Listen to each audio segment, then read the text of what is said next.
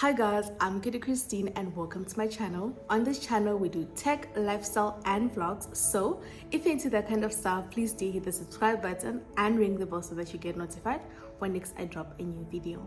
So in today's video, I will be sharing with you how I landed my first software developer job in South Africa. So when I got this job, I was still in university and I was doing my final year. So by that time I had not gotten my degree yet, right? So yeah, let's go. Okay, so I was just casually applying for jobs here and there, and honestly as a joke, because I just didn't believe I would get a job so quickly in South Africa, especially with its known high unemployment rate, right? So out of the blue, a company messaged me through JoBox. So JoBox is a website or application that assists with applications, and vice versa for companies to also post their open positions, right? So yeah, they messaged me and we arranged for an interview that was scheduled for the next 2 days or so. And yeah, we had that interview. So in this interview, we had just your general questions. Tell us about yourself. Why do you think you're the best fit for this job? How are you going to manage it since you're still working? Since you're still in school, right?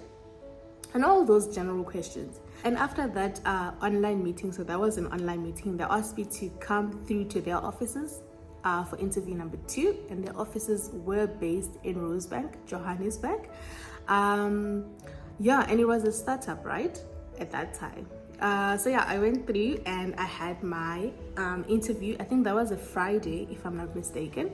Yeah, and this interview went by so quickly, y'all.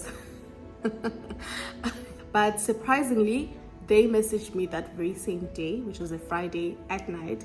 I got an email that said you have gotten the job and with the offer, which I will mention at the end. So stay tuned, yeah? Okay, so here's why I honestly got this job. At that time, I was still completing my degree, and if we all know, that degree is taxing. It needs you to put a lot of hours in it. But surprisingly, I had like kind of a profile on my GitHub, some projects I was working on part-time, not part-time, but in my spare time. Yeah, and honestly, those projects were nothing out of this world. They were not new inventions, and they were not solely out of me. I used to watch a tutorial on YouTube and I would follow along whilst also coding that same application. And I used to replicate applications like WhatsApp, well-known applications, right? Just by following a tutorial, literally step by step, everything that I did there, it was what I was saying on the video. And I would post that on GitHub. Honestly, I would recommend doing that because it also assisted with knowledge gain and just improving my skills, as a programmer. You end up seeing that there's multiple ways to kill a cat. And honestly, you'd want to do it the easiest way, right? Not that we want to kill cats, by the way. So yeah, guys, that's basically how I built my portfolio. Of course, there were others that I just thought out of the blue, but those were very few, And then to add to that, I was very involved in hackathons at that time, which reminds me I need to resume. At that time, or rather that very same year, we had won 2 hackathons, which I also had posted and referenced in my CV, right?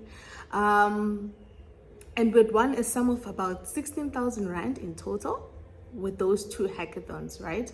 And even in the interview, you could see they were quite interested in that. They kept asking, oh, okay, so how do you go about it?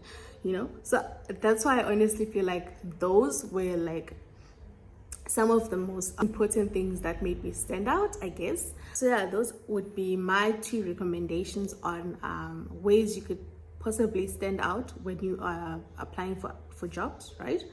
And then yeah, they offered me, so their offer was a part-time, there was a part-time offer and a full-time offer. So part-time was whilst I'm finishing my degree, because I said I'm starting ASAP right now. So there was a part-time offer and then a full-time offer. That is when I had finished my degree. I would then not permanently, but I would work there full-time. Yeah.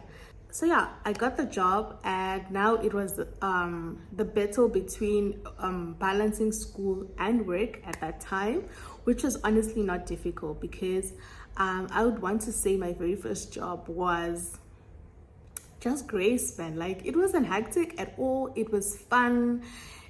I thank God that the team was young, like it was made up of young professionals. So it was a very vibrant, exciting new opportunity, you know.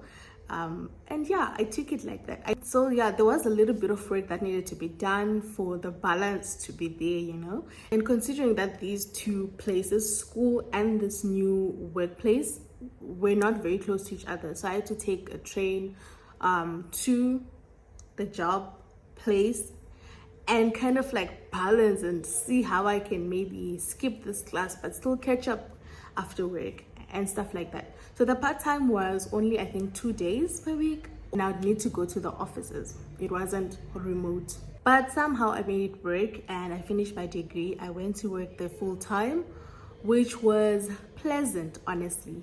And then from there I moved over. So yeah, guys, that is how I basically got my very first job. And at that time I was 21. I was 21 years old, you guys.